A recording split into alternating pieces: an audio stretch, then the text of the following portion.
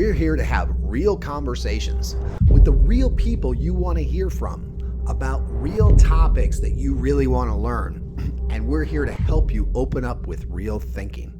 We're here to open up your awareness and help you become the real you. Welcome to the Wake the Bleep Up Show.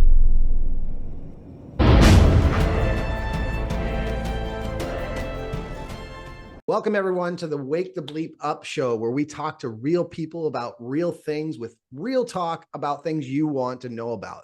Today, I'm joined by Romy Vandermeer. Hopefully I said that right. Well, you did. Awesome. So welcome, Romy. I love what you're an expert in. So I'll let you explain more about that. But Romy is certified life coach and an expert in imposter syndrome. And you guys who have followed me or know me know that that is a huge thing for me. I love talking about that. I love helping people with that. So before we get into that, though, tell us a little more about your journey. I mean, you were in South Africa, you came to college here, now you're in Canada. Give us a little bit of that story, that background. And well, thank you so much, first of all, for having me here, Tony. I'm really excited to be here.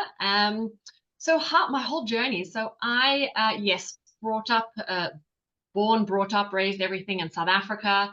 My mom is German, my dad is Austrian. I was an athlete, a swimmer. So through that, yes, got a scholarship at Florida State University and swam there for a few years. Then came back to South Africa and trying to think of how much detail I should go in here, because I was previously once married, which also forms part of the imposter syndrome. Had a failed marriage in my 20s. When I was 30, I found myself standing in court in front of a judge telling me to please speak up because you can't hear me, which was at that stage just massively intimidating to stand there and have to defend that I want to get a divorce. Anyway, long story short, I got the divorce, met my now husband, and because of the political situation in South Africa, we then made the decision to immigrate to Vancouver. And what a fantastic move it was for us. It's a beautiful city. It's a beautiful place, very different, of course, to home. Mm-hmm.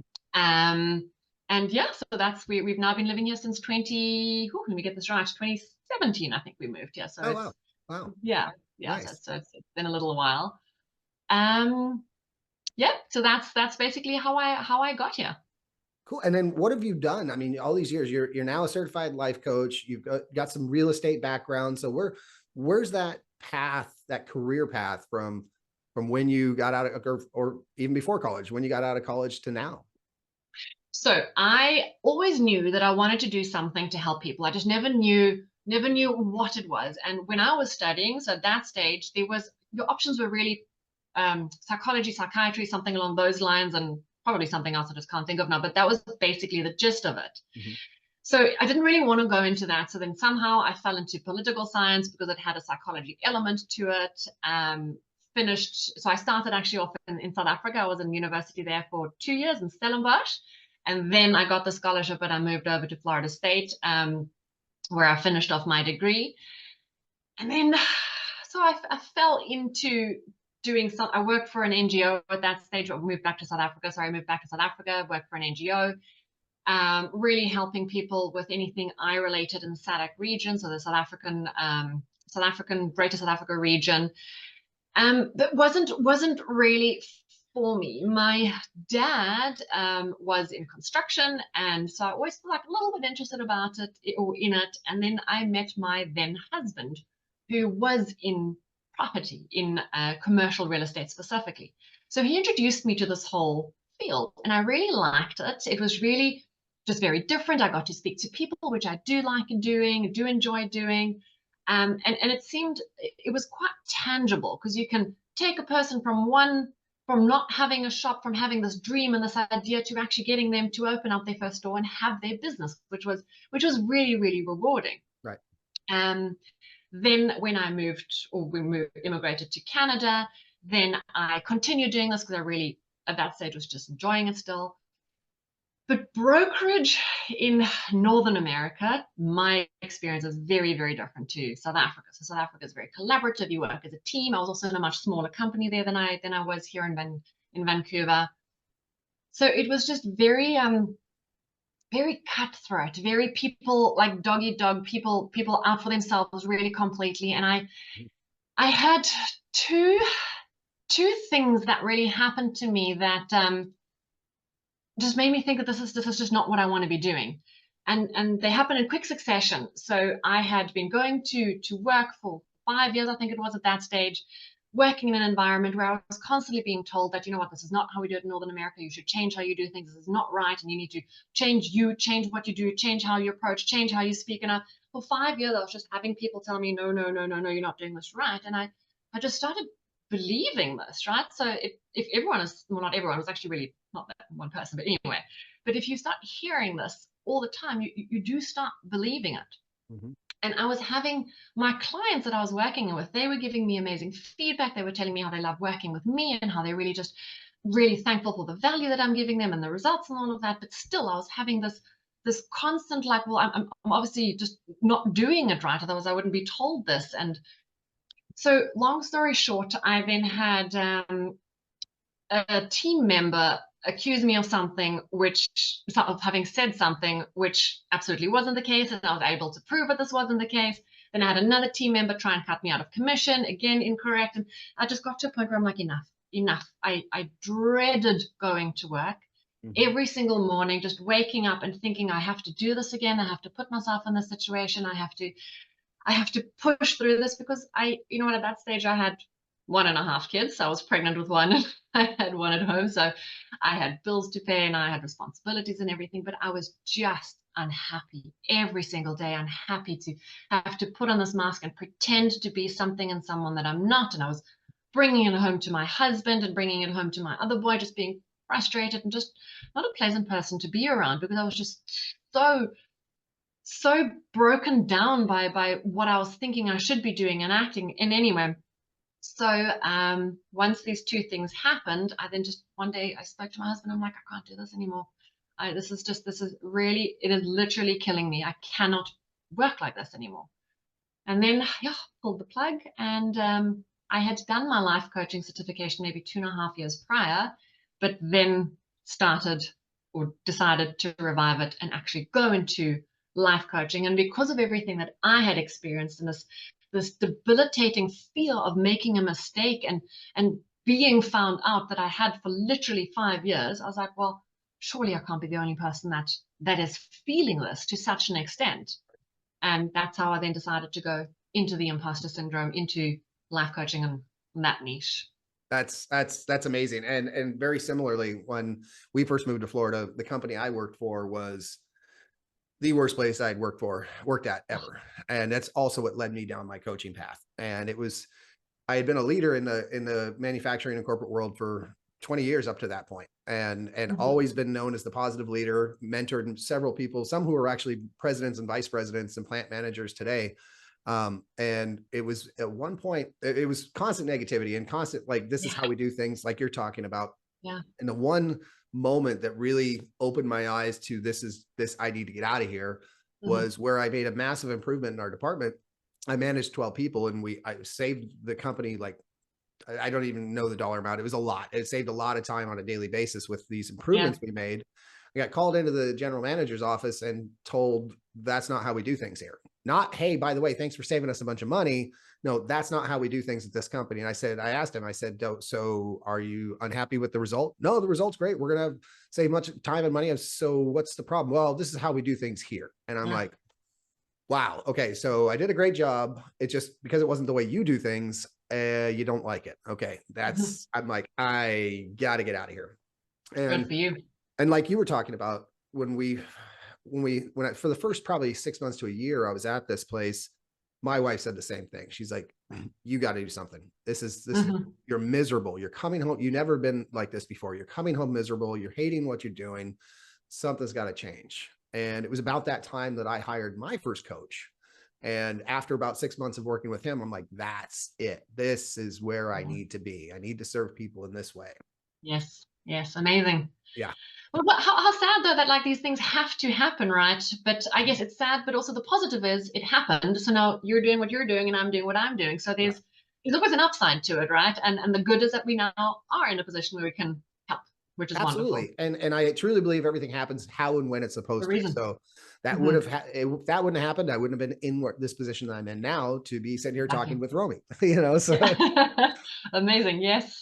and it's fun. And so now being able to serve and help people like you're talking about and help people, you know, that's like the name of the show, Wake the Bleep Up. It's Yes. helping people get out of their own way to Yeah. find their happiness. And Yeah.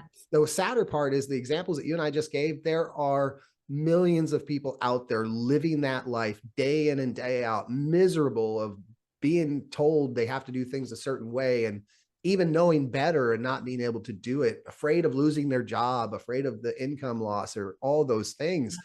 And most people don't understand they have a choice. They have an option, absolutely. And what's also quite a thing which I think doesn't get spoken about that much is this that massive stress that you have. This overwhelm, this anxiety, it affects you, yes, at home, absolutely, but it also affects you on a health level. I mean, we know about ulcers, we know possibly even being linked to cancer, and like there's so many big repercussions that forcing yourself and being in this position for a long time is just unhealthy. It is just on every level bad. Every level bad, every level. Hmm. On a side note, it's kind of funny that you and I have probably been in the same area, maybe not at the same time when you're at Florida State. However, we are actually from the Seattle area and spent lots of time up in Vancouver. Love Vancouver, love it up there. I used to go fishing up there off Vancouver Island all the time. And I love beautiful, yeah, beautiful. yeah, And I've got family in Seattle, so we're quite regularly down in Seattle. may Isn't have that crossed paths and amazing? not even known it. Probably. So, okay. So imposter syndrome. I love this topic. So explain a little bit more for our audience what that is first, and then how do you really help people identify that and how to improve on that? Great question. It's a really great question. So first off, imposter syndrome it's way more prevalent than we think. Stats vary, but the latest that I've heard is that it's up to 80% of North Americans specifically have been affected by this or have had these feelings in some way, shape, or form, which is just a massive, massive, massive number. Um, the good thing about this big number is that you're not alone, right? So Mhm. there's people that are going through what you're going from our stories as well. You're not alone. But the bad thing is that this is really getting out of hand, and it needs to be addressed. So I have a slightly different take on really identifying what imposter syndrome is. So for me, when you have these feelings of imposter syndrome, the first thing you do is you go to Google, right? And then Google gives you a whole long list of things like having a fear of failure or fear of being exposed as a fraud or high anxiety about making mistakes or self-doubt, even though you have these accomplishments and have the qualifications and difficulty accepting praise or recognition for your accomplishments. So there's this long list, and these are all true. These are all symptoms of imposter syndrome. But at the same time, because it's so broad, the person that's Googling is identifying with this because a lot of it will resonate, right? Mhm. So important to mention that imposter syndrome is not a medical disorder. So it's not like Alzheimer's where you can go and you can actually get tested for it. So it's an experience, it's feelings that people have. And these feelings are inherently subjective. So how do you know that you have imposter syndrome? And for me, it's five things to look at. And I'll just chat about them so high level. But the first one is situational. So let's take an example here. You, person A, or let's say it like this, you have a presentation that's coming up in a week's time, and you've been told about this presentation. So person A simply just, for whatever reason, doesn't prepare for it, just doesn't put the work and effort in. And on the day, they're like, oh, shoot, now I actually need to give this presentation. I haven't done the work. So then feelings of stress and anxiety. Oh my gosh, what if I make a mistake? And what if they think that I'm just not capable? So all of those feelings come up on the day. Take person number B. They told about the same presentation and maybe they procrastinate, but at some stage they do start preparing and then they go into overload. They work so many hours, they try and make it perfect, they obsess about every detail, just really trying to perfect it unnecessarily, so totally over preparing for it. On the day of the presentation they still don't think that they're prepared. They still have these feelings of, oh my gosh, they're going to find me out and what if I make a mistake, and it's just like massive stress. Mhm. So situational is really important. Then the second thing to look at is the quantity. So person A is having the feelings kind of like on the day and is then pretty much done with it. Person B, on the other hand, is really just thinking about this a lot, and it's really just all consuming. Then the third thing is the severity. Person A would probably have a spike and be like nervous in the moment, but when it's done, versus person B just really has this deep, deep, all-consuming sense of these feelings all the time. Once this presentation is done, person A would probably claim the win and be like, yay, okay, done, yay, me, I've done it, good for me, I'm finished, versus person B would just have more of a sense of relief. Whew, thank goodness, I'm finished. They didn't find me out. I have dodged a bullet and I survived it. But as soon as they are given another task, all of this will repeat itself again. Mm-hmm. So what person B then probably does is, the fifth point is a constant need to learn, to want to educate themselves, to have to get more skills, more certificates, just more, so they can start to feel more confident. This episode is brought to you by 7K Metals. All your gold and silver needs go to 7K Metals. You can get all of your collectible coins or raw materials at cost, and the only true investment in your future is in gold and silver. There's all kinds of uncertainty around cryptocurrency and around virtual dollars. That this is the only solid investment is gold and silver. So go to 7kmetals.com/schmaltzy to check it out now and be a part of this amazing legacy of investing in gold and silver for your future and the future of your children. So to come back to answer your question, how do you know if you have imposter syndrome? It's really to do like a proper inventory and to ask yourself more questions and understanding these 5 elements. Right. Cool. That's great. I love that. And, another piece of that along the same lines is what I like to call people pleaserism. People pleasers. That is a huge part of imposter syndrome, is being a people pleaser. And so many folks out there are afraid to say no and afraid to be themselves because they're so worried about what somebody else is going to think that they hold it inside. And so there's and back to probably the same percentage that you're talking about, of people that just, they won't even have a discussion with their boss because they're afraid they're going to be getting in trouble, or their spouse, or even a close friend. And they say yes to things and immediately regret it. They're like, oh, I really didn't have time to go to that get together, but I told them I would. And so, I could have said no, but I didn't. And I mean, we've all been there. We've all done that. Yeah. And what most of these same people don't understand is that no is a completely acceptable answer and is a complete sentence. And yes, it's a complete sentence. Well done. Yes, it's a complete sentence. and the other piece of that is that there's a difference between an obligation and an invitation.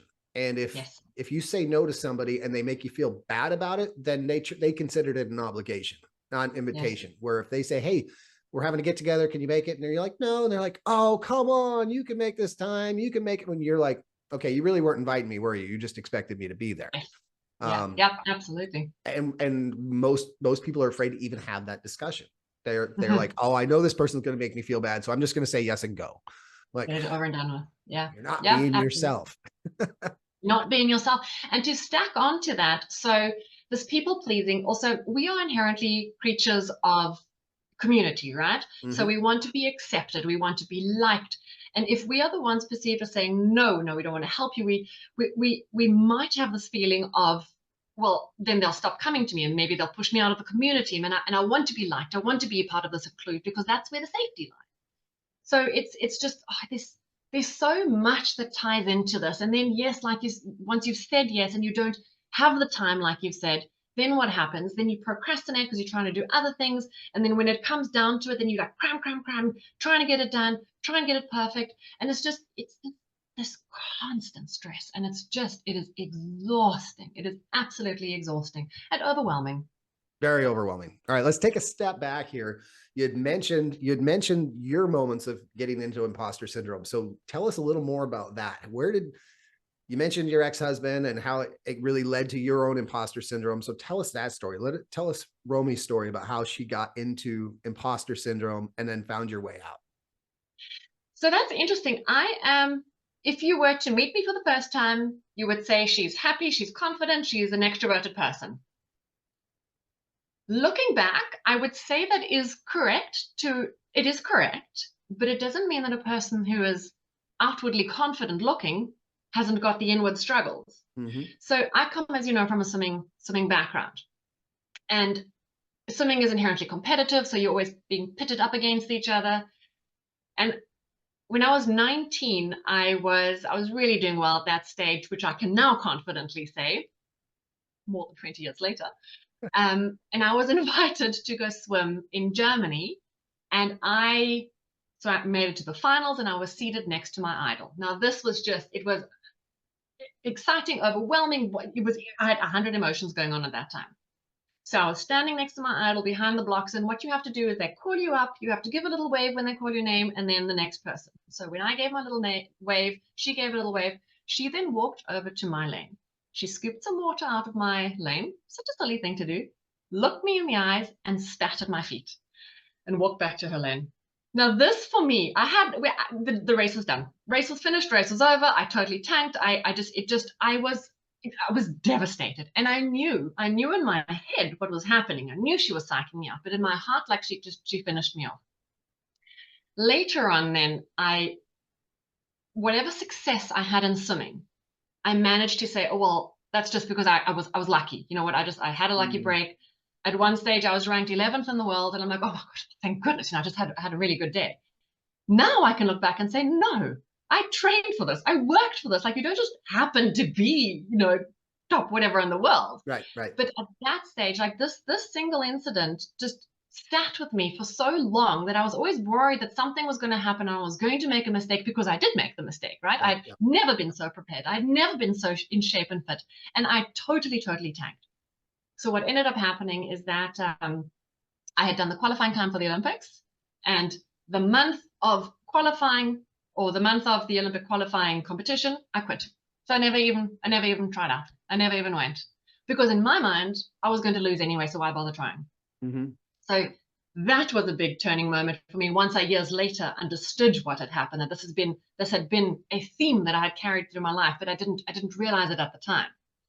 Then the second one was, yes, when I was standing in front of the judge, and the judge was making me speak up. But I was so after swimming had finished, I had been Romy the swimmer for how many years? 20 years of my life. So that was my identity.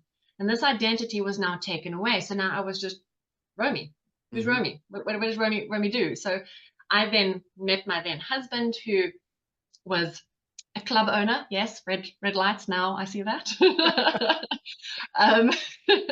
But he was a very outgoing, gregarious, confident, just very like alluring personality. He was just bigger than life itself. He really, really was.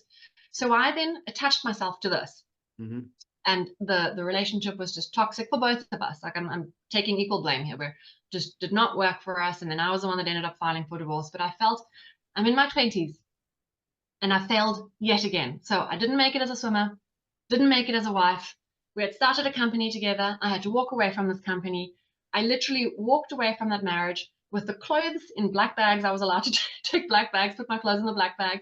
And I fought tooth and nail for a bicycle. And I got this bicycle. And then a couple of weeks later, I had a really bad crash with this stupid bicycle. I still have the scars on my back from this. But I was like, yet another failure. And then moved to Canada and had this 5-year-long experience. And I think the reason I tried so long, like, I knew in my heart this wasn't for me, but I tried so long because I didn't want to fail again. Right. And then when I finally realized that, you know what, this isn't about failure. Like, I actually get to choose. I get to choose that this is not the situation that I want to be in. I get to choose that this is not how people treat me. And I get to choose to live and do what makes me happy. And that was then, that's basically how I got out of it. And looking back, only then once I started my life coaching certificate, or my life coaching, it's not a degree, it's a certification, whatever it is. And once I had my own coaches and started exploring that, then I could understand what was going on and why I was sabotaging my own successes and why I was accepting things that are just not acceptable. Because I was dealing with this imposter syndrome for so long, but not really knowing what it was. Right. Right. Yeah. And it's funny. Well, everyone has probably a moment or small number of Yes. moments in their life that have really created that world for them. And most people don't recognize that it starts back in our history. You know, Hmm. for me, mine that I can remember the day when I identified it. It was September 21st, 2019, when I first identified this imposter syndrome that I was living. Yeah. Is I've got a very financially successful older brother, and he is, and I love him to death. Him and his wife Beth, they're great. So this is not taken away from him. I've had this conversation with him. I'm like, look, when I talk about the story, it has nothing to do with you. It has to do with me. Yes. With you. However, when I was 10 years old is when he graduated high school, and he Okay. graduated with, like, he wasn't top of his class, but he was like third in his class, but he had the highest college scholarship that the school had ever seen. We're going off to the number one school in the country, et cetera. And fast forward, for the better part of 30 years, Mm. I heard, well, did you see what your brother's doing? Why didn't you be more like your brother? Why can't you do this? Why can't you do that? And I never really thought about it until that day in September in 2019. But I'd constantly been hearing that from people around us that knew us for 30 years. It wasn't until I was almost 40 years old. I sat in Hmm. this, was at a workshop where one of my mentors and now friend, Brian Finale, who's great at hypnosis and NLP, ran us through a session trying to identify our Hmm. limiting beliefs. And Yeah. it was like a light bulb went off where I just saw all these instances. I could still picture him, the graduation where he stood up and everyone was cheering. I could still picture the times everyone told me that, why can't you be more like him? Why can't you do this? And it was just like a light bulb went off. And I'm like, I have been putting myself in that shadow, Yeah. not nobody else's fault. Like I said, my Yeah. brother and his wife, they've done amazing. I love them to death. They've been very supportive of me and my wife and my kids. And it just like, wow, why was I Amazing. doing that to myself? Yeah. Yeah. Why? Yeah. And that was Yeah. really where I'd always been kind of in this personal development most of my life, but that's where I really started taking it more seriously. It was right at that moment. So Amazing. it's been an amazing journey since then. And our relationship, my brother and I's relationship, has gotten better as a result of that. Isn't it amazing though that people say things and they don't really realize the impact? So by saying like, well, why don't you do what your brother's doing, or look at how successful your brother is, they don't, you know what, maybe that's just a fleeting comment, but they don't realize how this can actually, especially if you hear it again and again and again, how you really internalize that, and especially from such a young age. But what I also just wanted to mention, which is interesting, so you say there's 10 years between you and your brother. So we, again, inherently, we compare ourselves. We compare Mhm. ourselves to others. And then we just see, okay, well, this person is here, I'm here, what am I doing wrong, what is what with me? But your brother's had 10 years on you, 10 years of experience. So there's this lovely saying that I read somewhere, it's don't compare your chapter 1 to someone else's chapter 20, right? Right, right. So it was just but we do that as people. We just compare, and it's not necessarily an envy that goes with it. It's more of a like, why am I not getting it? What am I doing wrong? Why is this not happening for me? Mhm. And we internalize that. Big time. My and again, I mentioned the story with absolute love. I didn't have a aha like you did on like an actual date. I can't remember that, but I realized that I was a people pleaser, and I'd been that Mhm. all my life. And I have a very, very, very pronounced sense of guilt, and I just couldn't understand where this guilt and people pleasing comes from. So long story short, when I was 3, I was a bit of a terrible twos, which went into like the terrible fours child. It lasted for a very long time. And my poor mom, who is an amazing mother, the most loving kind, so I say this with lots of love, I think she just needed time out. So I was shopping with her, and I was just unpacking all of the groceries, everything, just throwing it on the floor, throwing it on the floor. And my mom just walked away. She just stepped away for 2 minutes, just standing behind the aisle and just watched me. And then I realized my mom is gone. My mom is gone. She then, as soon as she noticed that I was like stressing out, she came to me and she says, like, you're not going to unpack things again, are you? And I thought, no, never, never, never, never, never again. But that was so impactful for me that I was being left, and it was probably 30 seconds, right? But for me, I had done something naughty. Now there was a consequence of being left. So let me make sure to always do the right thing. Please, people, don't do anything naughty ever again. Right, right. And that at the age of 3 has with you for your whole life until, and even now, like I know when this feeling of guilt and this feeling of like I should be doing X, Y, and Z for someone, I know where it's coming from, but it's an ongoing thing. And that's why you can't just overcome imposter syndrome. No. You actually have to work through it. And it's a process. But it is possible. It is possible. But it's not something that's gonna, there's always going to be some inkling of it there. You're never going to completely get rid of it. In fact, even today, I still have these around my house that say I am enough. And that's part of it, because there's always those moments where you look at somebody and you're like, oh, I could be more like, nope. I'm me. I'm doing well. So it's a reminder. It's something that you constantly got to work towards. However, when you're working with somebody to help, you've already identified they have imposter syndrome. How do you help them overcome that? So it's a little bit of a process. And first off is working on the awareness of it. So a lot of people just think that it's situational and that it's, it's easy to write it off for something, which is a very typical imposter syndrome feeling, right? So once we've gotten to a point where, yes, we do understand that this is actually a little bit deeper and this more needs to be worked on it, we really explore those limiting beliefs and understand to a certain point, where are they coming from? I don't like to spend too much time on the past. I like to focus on, okay, now we know this is what it is. This is where you're at. These are the feelings that you're having. Yes, you have an understanding of where it's coming from, but let's work through this now. And the first frustration is then, okay, now that we know, now let's fix me and let's just get over this. Right. And can't just fix you. It doesn't just happen. So working through that's the next step to, okay, and then we're at a point where, okay, this is something that we're just going to have to constantly, daily, on a small basis work on.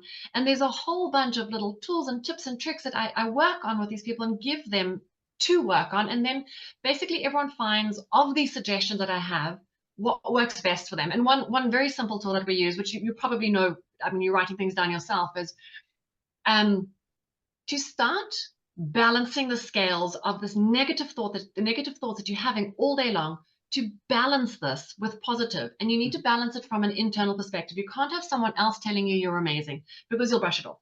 So to actually start writing down all of your successes, all of your achievements, all of your accomplishments, everything that you've done. And it doesn't matter how big or small they are. It doesn't mean that you've climbed Kilimanjaro. This episode is brought to you by My Genius Leads. My Genius Leads is an AI-powered lead generation system that you can use through social media platforms to help bring more people into your business. Doesn't matter if you're a coach, a consultant, a network marketer, an affiliate marketer, or just somebody who's selling a product, My Genius Leads can work for you. So go to mygeniusleads.com/Tony Schmaltz to get your introductory offer for your risk-free trial and be a part of this phenomenon, this AI phenomenon that is creating wealth around us. mygeniusleads.com/Tony Schmaltz, and we'll see you on the other side. It means that, you know what, you have cooked an amazing dinner tonight, or you just were really helpful to friends, or it was the first little medal that you won as a child. That doesn't matter. It's the small things. And once you start writing all of those down and adding up, and I promise you, once you really start digging into it, it's going to be pages and pages and pages of things that you have done. And then they start getting bigger. Yes, maybe you did do it. You delivered an amazing presentation and someone wants to invite you back. So once you start capturing all of those things and then start looking at them, so really just flip through 2-3 minutes a day, just looking through the things that you have done and start taking ownership of what you have achieved, because you have, and really believing it. That for me is a very, very, very powerful tool, and it really helps. But again, it takes time, because you need to actually write it down, and you're going to probably want to fight it. Yeah. You're not going to want to write it down. and you're not going to recognize when you first start. I no idea how much I love that you're talking about this right now. So one of the things that I encourage people to do is I have my journaling of my own design that I use every night, and I call it the 4-square journal. And I open up the journal and I draw a line down the middle, horizontally and vertically. And the top left box is what you're talking about. The top left box is accomplishments for the day.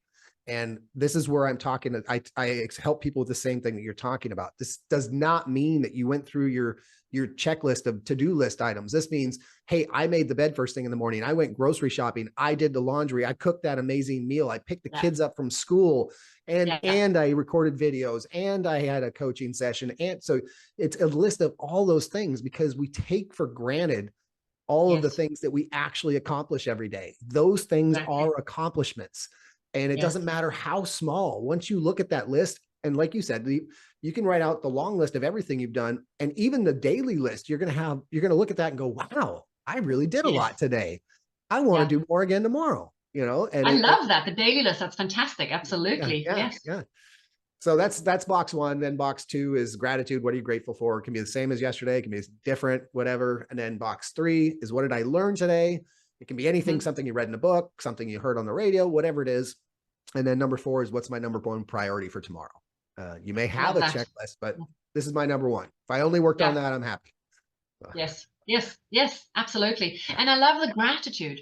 The gratitude is something that is so, just to take a moment to be thankful and grateful for what you have, right? And everybody, whatever situation, there is something, even if it's like, if I've had a really bad day and I have to take my baby's now 11 months old, just to be grateful for this healthy, he's a very solid child, very round child. My first son wasn't. So I love the fact that he's just got lots of rolls and is just a happy, healthy baby. And just, I'm grateful for that, right? And just getting into this real sense of gratitude. Immediately it lifts you up. And it's not a gratitude about, oh, I did a great thing at work. No, it doesn't get you into that real feeling of deep gratitude. Right. So that's a great practice that you do. That really is. Well, and the reason why I encourage people to do this the last thing before they go to bed, because then you've got accomplishments and you've got gratitude on your mind. So you're going to sleep better, you're going to have better dreams, and your mind's not going to keep you up like a lot of people's do, So finishing your day, finishing your evening like that really puts you in a good place to go right to sleep. It does. So there's a psychology behind that for sure. There's a psychology behind it. Absolutely. And I like what you said. When you said somebody's having a bad day, this is another one that a comment I like to pull out, a phrase. There is no such thing as a bad day, in my opinion. Now, there are maybe a moment or two in your day that were not preferred, and we tend as humans to make that give us a bad day. Like, well said. Wow, this thing happened today, and it ruined my day. Now I'm having a bad day. When in reality, it was just a moment in your day that made your day bad, and you chose to hang on to that moment for the rest of the day. That is fantastic. What a great distinction. Yes, absolutely. That's well done. That's very insightful. It's fun. Because that's exactly true. It's exactly true. It's you tend to you see, and again, like we were saying earlier on, like, you're never completely over the imposter syndrome. It's always you always need to be working it in some way, shape, or form. And speaking to someone else and saying things that, like I said, that just didn't even think about what I said. And you pick that up as a reframe. And that's why it's just so great to speak to people and to have this dialogue and to there's just constantly room for, I want to say improvement, but just to understand how we think and how we speak and how this comes out and how to just be more intentional about it. Oh, big time. And I love what you just said there about how people think, because we don't know how other people are thinking. And it's funny. A friend of mine, Devin Bandison, who's another amazing coach and friend, he has a distinction he uses that that I've now adopted, that is, everyone is doing the best they can with the thinking they have. And the thinking they have as opposed to what they have. Interesting. Okay. Yeah. Because it doesn't mean that they can't adjust their thinking in the future. We can't help them think differently moving forward. But right now they are doing the best they can with how they think. And it's so true. So many people that walk around miserable because they think miserable thoughts, Yes, absolutely. And it holds them back. Very, very, very interesting. Absolutely. But the whole thought process also, it's a bit of a victim mentality when you think this is just the way I am, right? And you accept this is just how I am. This is because I'm a woman. I'm of color. I have had a bad upbringing. I come from humble beginnings, and this is just my lot in life. But it doesn't have to be. That's your thought that's holding you back. If you are open to exploring that and are open to make changes, world's your oyster. Absolutely. Absolutely. And that's, you know, the secret, in my opinion, the secret to your results, and I don't say success because that's the definition that we can, that can be a different to everybody. Yeah. But the secret to finding the results, if you truly want to change, you want to make a difference, you want to overcome that imposter syndrome, you want to stop being a people pleaser, or you want a better career, you want a better business, whatever that is for you, the three things that are key to that are: one, you have to make the choice. You have to choose that I no longer want to be like this. I want to change. And two, you Yes. have to commit. And when I say commit, that needs to be one of the most important things in your life, maybe just outside of Yeah. your family.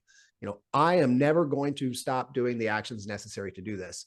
And then Yeah. three, you've got to practice, practice, practice, practice. Yes. It's Yeah. it's not Yeah. something that you can try for a week and go, oh, that didn't work for me. No, come on. Yeah. You Yeah. know, Yeah. Absolutely. But just to point on your, or to touch on your point too. So yes, you have to do it daily, but also it doesn't have to be revolutionary every day. So it's just consistently doing something. And sometimes if you are just, you had a long week, whatever it is, and you're just tired, and you know, for you to move your needle forward, you need to just rest. Mhm. That's also doing something. It's because it's Yes. being intentional about it. It's not just like giving up and sitting in front of Netflix and like binge watching. You're Right. actually intentional about the fact that, you know what, I need some downtime. I need me time, Mhm. whatever that is for you. But it's, that is not being lazy. It's not, it is actually being intentional and putting yourself first a little bit, to give yourself time to recoup, to fill up, to recharge, to, it's needed. It really is needed. Oh, big time, big time. And back to what we said in the accomplishments, it's those little things.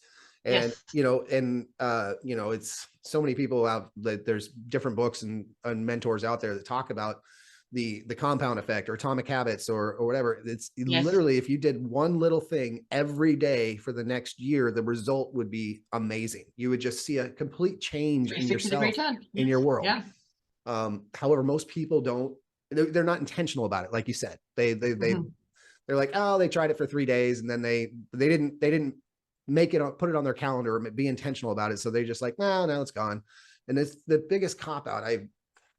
This is the, with several clients I've had where they have been that people. Well, I tried it for a couple of weeks. It didn't work for me. I'm like, Didn't work no, for me. okay, no. Okay. So I want you to put this in your calendar and you're going to do this for 90 days. And then after Yeah. 90 days, if it's not working, cool, we can look at something else. But that's Yeah. giving it the old college try. You got to do it for at least 9.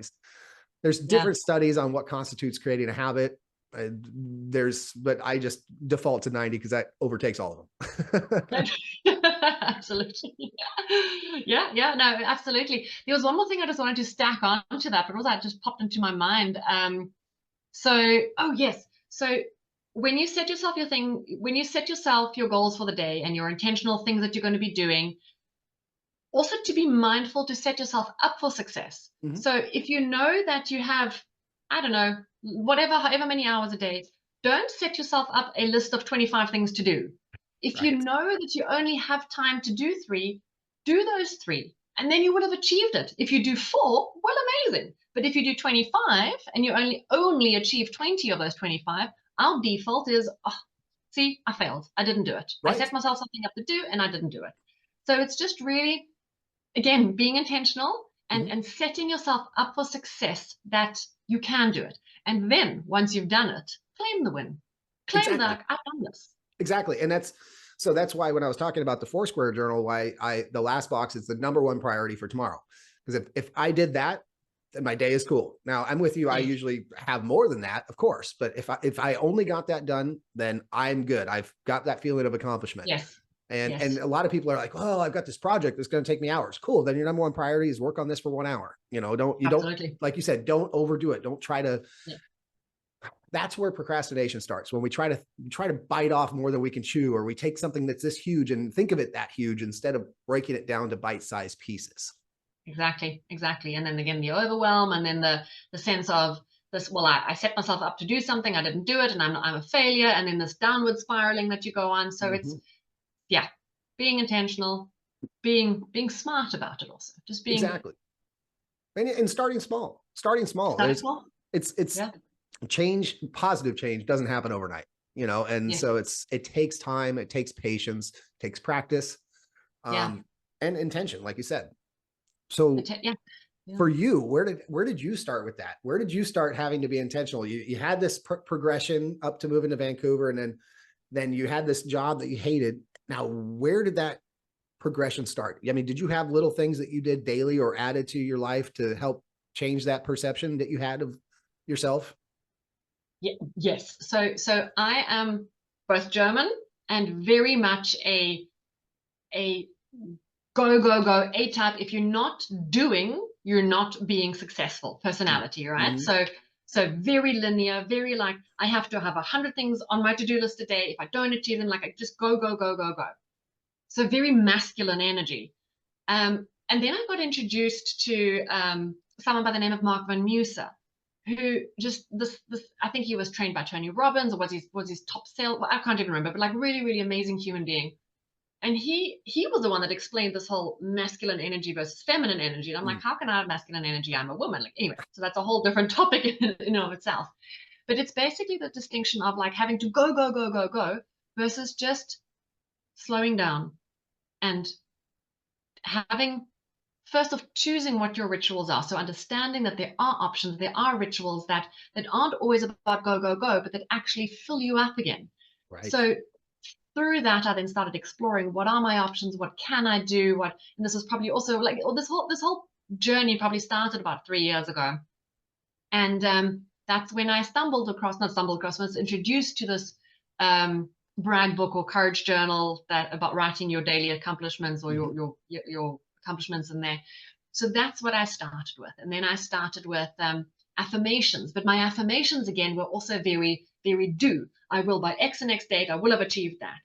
And guess what? I didn't achieve X by X date, right? Right. So now I had to relook at this again. And it was just, it's a constant tweaking and it's a constant understanding that this is like you said, compounds on each other. It's you have to do one thing to do the other, and it's taking it slowly and it's being intentional and it's understanding what are these rituals. So for me now, what I currently do, and it changes, Mm-hmm. but currently I have in the mornings when I wake up, before I even get out of bed, I lie in bed, and hopefully this is before baby wakes up, but I lie in bed and I'm just grateful about what I have. I'm grateful for my family. I'm grateful for where I live. I'm grateful that I live in a beautiful country. I'm grateful that I have healthy family or boys. My husband is healthy. I have a wonderful group of friends. And I just really let that sense of gratitude fill me. And I start my day on that, because if I start my day on that versus turning over to look at the phone and look at my messages and who's liked me on Instagram, who's followed me on Facebook, like I'm already starting on a stressed note. But if I'm starting in gratitude, and sometimes baby shouting, so I have like 10 seconds, but it's okay. Like I make sure before I get out of bed, just be thankful, be grateful. So I start on that. And then during the day, somewhere along the line, I try and do, even if it's just 5 minutes of calm time. I love hiking in Vancouver. The trails here are just absolutely beautiful. If I can't hike, then I'll just make sure that I'm outside. I'm outside. I'm just taking those 5 minutes to just absorb and breathe and just enjoy the surrounding and just to slow down again. And then in the evenings, I do my meditation. So those, and my meditation is short. Like my attention span is short, and I'm not going to try and do a long hours meditation. I can do, at the moment, I'm at 7 minutes before my mind starts wandering. And you know what? That's okay. I know it's supposed to be longer, but 7 minutes is what I can do at the moment. It's okay. And that's basically how I set myself up for the day and set myself up for success. Does it happen like that every single day? No. Some days are just not the way they should be. But for the most part, I really try and start with the gratitude and end off with the meditation. Those are my two absolute non-negotiables. Yep. Yep. And I've got a morning routine that's very much setting my day up for positive also. One of the things I Mm-hmm. like to share with people, I said, you know what, we're human beings. It's okay to wake up on the wrong side of the bed. Yeah. However, it is your choice whether you stay there or not. And Yes. so that's where, everyone has bad dreams. Everyone wakes up with negative thoughts, but you can choose whether you keep it that way or you turn it around. This episode is brought to you by podmatch.com. For all your podcasting needs, if you're somebody who wants to be a guest on different podcasts, then this is the place for you. I was literally booked on 31 different podcasts in less than 30 days. And as a podcast host, I've been able to find everybody I needed for mine. So if you're trying to get on a podcast or you need people on your podcast, this is the place for you. Go to joinpodmatch.com/bschmaltzy to sign up today. You won't be disappointed, and your podcast experience will be that much better because of it. And so similarly, my first thing when I wake up is I read my affirmations, my declarations in the mirror to myself. And Lovely. mine all start with I am. And so Yeah. they're less about goals and more about who I'm being. And that's the person I'm looking in the mirror saying, that's the person I'm being right there. So that helps getting positive. And then I do my meditation in the morning. And like you, it's short. I do 10 minutes. That's sometimes if I have extra time, I might go longer because sometimes I do a guided meditation, which is a little longer.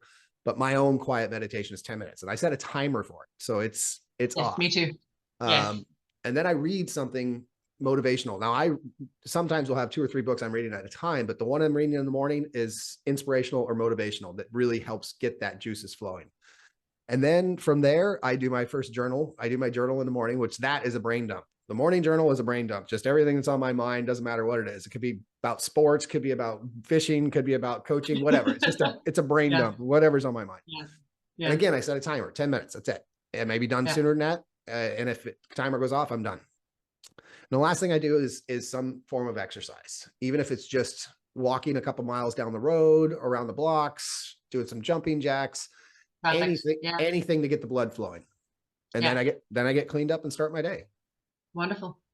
Absolutely. And it's again, that's setting yourself up for success. Because if like sometimes if you have a late night or you're tired or whatever, and you want to sleep that extra half an hour or whatever, you miss that morning routine. And then the whole day just starts on a whole different foot, right? And it's just, you're almost trying to play catch up the whole day.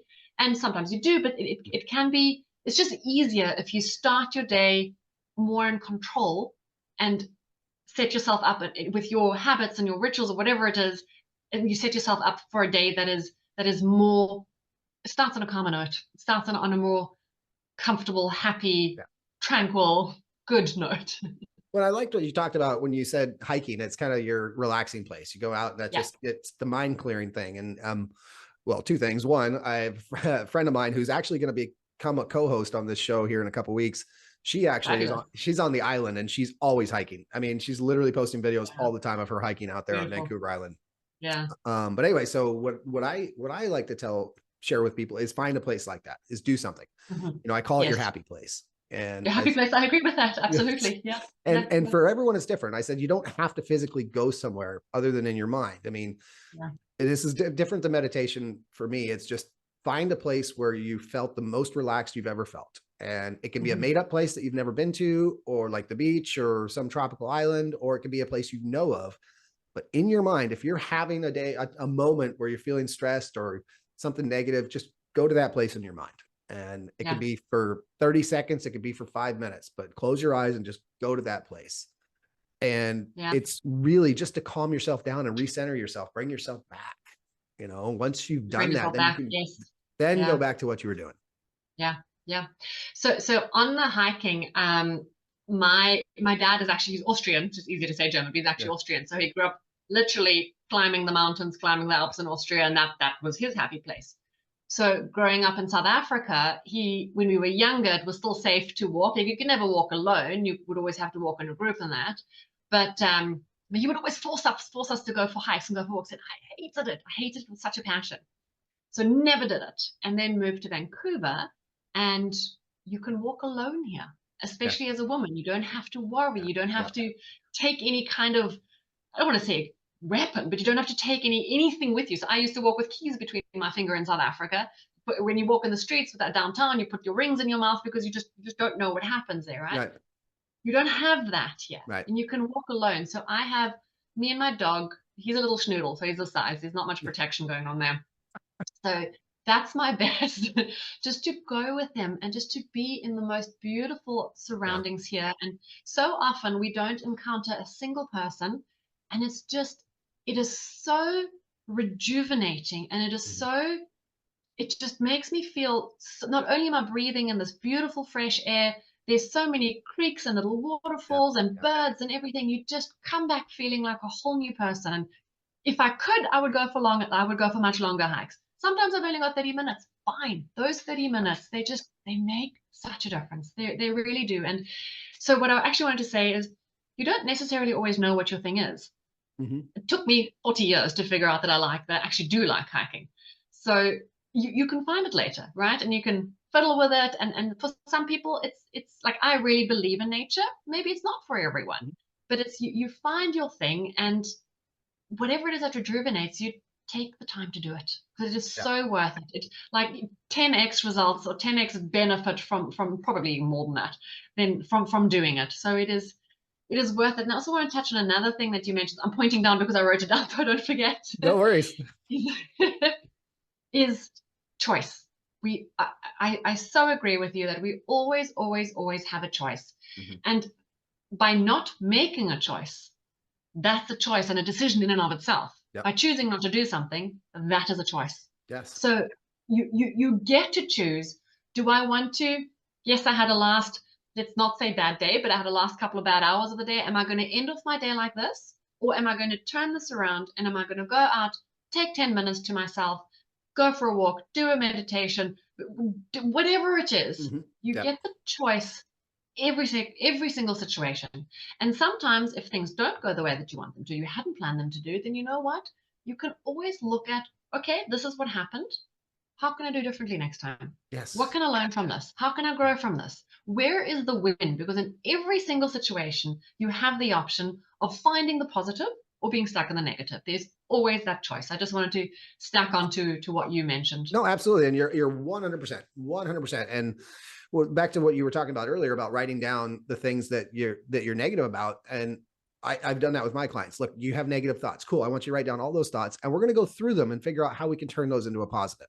Yeah. Because a Yeah. lot of times when people just are so blinded to the other side of that, they're so busy playing that victim card or living in a glass is half empty world that they don't know that the glass is refillable and you can fill it Refillable. up. Yes, it's refillable. Yeah. So my back to the friend I mentioned earlier, Devin, he likes to say as a coach, we need to one have the glass full and then serve from what's overflowing. And he's Oh, like, I love that. Yeah. so you need to make sure your glass is always full. So if you're going to serve properly, you need to make sure and fill your glass. And whether that's your morning routine, whatever that is, keep your glass full and then serve from the overflow. I'm like, Exactly. that's a Yeah. great one. I love that one. Absolutely. So then filling your cup up isn't a selfish thing to do. Mm-mm. It's actually selfish if you don't do it because you Yes, can't give if you don't have anything to give. correct. So you have to, if you want to be able to help properly into your language to serve properly, then you have to actually fill your cup back up to the point of overflowing so Mhm. that you can give to your full Yeah. capacity and you can really help from a full perspective and not just the empty running on fumes situation.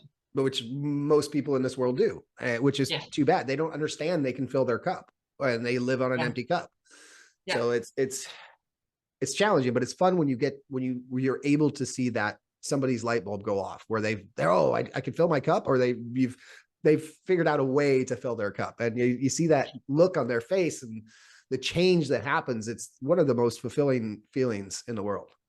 I was just gonna ask you. So when you see that happen, it then it fills you back up again, Exactly, right? Because exactly. you see it's yay, it's making sense and it's working, and it's so motivating, and then helps us continue to do what we're doing, right? So it's really it's like a stacking on each other effect, which is fabulous. It is, and it's funny. This just came up on a conversation I had the other day where working with people, I'm like a lit match. I'm always on fire. I'm always there. But when you see that moment, it's like somebody poured gas on that match, and now the flames are just bursting. You're like, I'm on fire now. Yay, wonderful. That's amazing. That's really amazing. It is. So a lot of my audience are other coaches like us. So one of the things that always comes up is how do you find new clients? Because I mean, we know everybody can use our services. How do you personally find people to work with? That is an excellent question because yes, it's an ongoing thing. So it's a combination of things. I'm very active on social media. Mhm. The reason I do that is also I like to share my story. I like to share my experience because I feel that people can then start identifying with it, and you want to build a connection with people. Nowadays, people are a lot more. sophisticated than what they were, I don't know, in the 60s or 70s or Yeah. whatever. So people are not a lot more discerning. So they need to see that what your message is and what you're saying is, it's constant, it's true, Mhm. it's, they can start identifying with it. So you kind of start building, which sounds weird once you haven't even spoken to the person, but you're actually starting to build some kind of relationship. Then what I always offer is I offer for people to jump on a 30-minute call with me. And in that 30-minute call, and it's a free call. And the Yeah. point of it really is just to help people understand, do they have imposter syndrome? Don't they have imposter syndrome? How's it showing up? What's happening? What's going on in your life? And where do you want to be in life? So we really just dig into that a little bit. And it's also part of the rapport building. Yeah. Then sometimes if I feel that the person would like to, then I offer what I do. So the imposter syndrome course that I offer, and it's very much also imposter syndrome in a workplace setting. So the point of it is then once you've reconnected with your confidence, that you then have the confidence to take the next step in your career, to ask for the Mm. raise, to ask for the position, for the promotion, whatever it is. But that is only done once I've like built rapport Yeah. with the person and we've got this connection. So so to answer your question, social media is a big thing. The call that I offer is a big thing. I host free workshops. I host just free talks and that, again, just to engage people and to give value. And I think that's a big buzzword at the moment. But I do believe that you have to give before you can ask. And again, build that connection with people. And then another big thing is referrals. So Yes.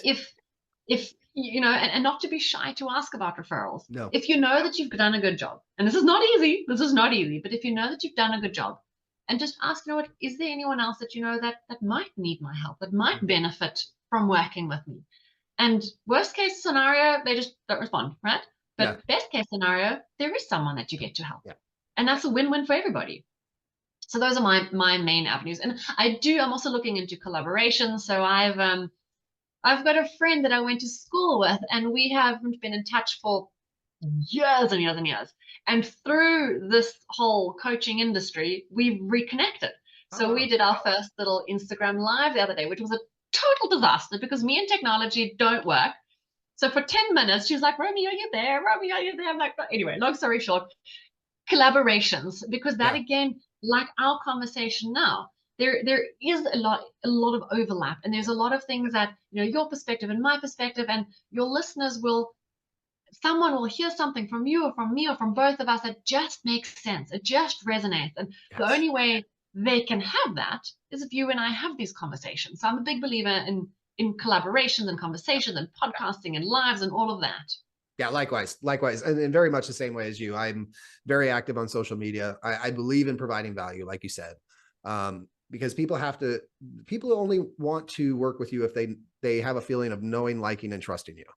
And if they Yes, don't, and trust if you're me. not in front of them, they have no idea who you are. They're never going to trust Yeah, you, and then there's no way for them to like you. So social yeah, media is a huge avenue that wasn't available, like you said, back in the 60s, 70s, even 80s, yeah. that people could use for that. And so it's a huge benefit. And I'm like you, I when you said referrals, I love that, because I literally, that's how I built my entire coaching practice, was on referrals. Amazing. And Okay, wow. it's my favorite method. I have a course on it and everything. It's fun. So that's great. I'm glad to hear it. And you're right. This conversation is great. We've been on pretty much on the same page. We've piggybacked on each other, and we've Yeah. slightly modified each other's comments. It's wonderful. So what else would you like our audience to hear before we close this out? That's a good question. What else would I like your audience to hear? So I think the big thing is that while imposter syndrome is not a medical condition or a medical disorder per se, it is so prevalent. So if you are having these feelings, and if you are just really struggling with this, whatever your situation may be, that you are not alone. And there are people out there that can help you. It's just reaching out and not being held back by a stigma of, well, you know what, I should be able to push through this by myself, or you know what, I don't need help and I can do this. And it is okay to just ask for help.